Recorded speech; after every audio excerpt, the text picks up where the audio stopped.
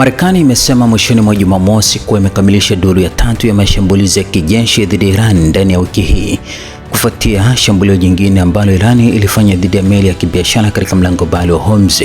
Kwa mujibu wa kamandi kuu ya jeshi la Marekani CENTCOM, vikosi vya Marekani vilishambulia takriban malengo 140 ya kijeshi Iran kwa kutumia silaha za kisasa zenye uwezo wa kulenga kwa usahihi zilizorushwa kutoka kwenye ndege za kivita za ardhini na baharini, ndege zisizo na rubani drones, pamoja na meli za kivita.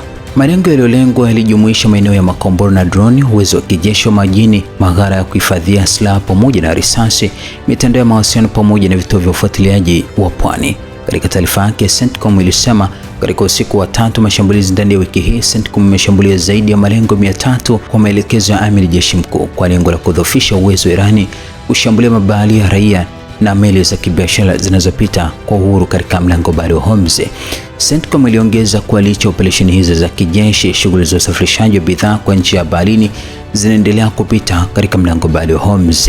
Tangu mapema mwezi Mei, vikosi vya Marekani vimesaidia kuhakikisha zaidi ya meli 800 za kibiashara zinazobeba zaidi ya mapipa milioni 400 ya mafuta ghafi zimepita salama katika njia hiyo muhimu ya kimkakati. Mashambulizi haya mapya yalifuatia tukio ambalo Marekani ilidai kuwa lilifanywa na jeshi la walinzi wa mapinduzi ya Kiislamu IRGC dhidi ya meli ya M/GFX Galaxy katika mlango bahari Hormuz. Washington ilisema meli hiyo ilipigwa kwa kombora, jambo lililosababisha mfanyakazi mmoja raia kutoweka huku uharibifu mkubwa ukiripotiwa. Hata hivyo, IRGC ilikanusha madai hayo na kusema ilifyatua tu risasi ya onyo baada ya meli hiyo kushindwa kubadili mwelekeo wake. Baadaye Iran ilitangaza kufunga mlango bahari wa Hormuz hadi itakapotolewa taarifa nyingine baada ya juhudi za kidiplomasia zilizofanyika Muscat, Oman kushindwa kufikia makubaliano ya kupunguza mvutano huo.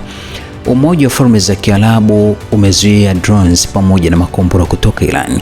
Falme za Kiarabu zilisema Jumapili kuwa mifumo yake ya ulinzi wa anga ilifanikiwa kudungua makombora na ndege zisizo na rubani zilizokuwa zikirushwa kutoka Iran, wakati IRGC ikidai kuwa imelenga kambi za kijeshi za Marekani nchini Jordan, Kuwait pamoja na Qatar.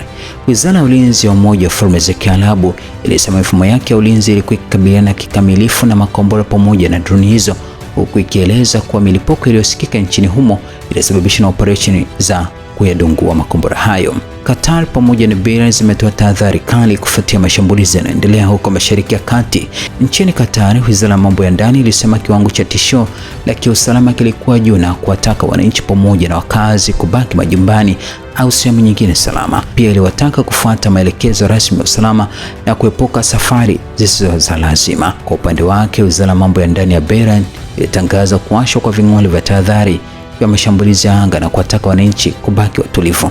Wananchi na wakazi wanahimizwa kubaki watulivu na kuendelea kusalia katika maeneo yao salama yaliyo karibu nao, ilisema taarifa hiyo. Iran imedai kuwa kufuatia mashambulizi yaliyofanyika huko Mashariki ya Kati imeharibu kambi za kijeshi za Marekani nchini Jordan.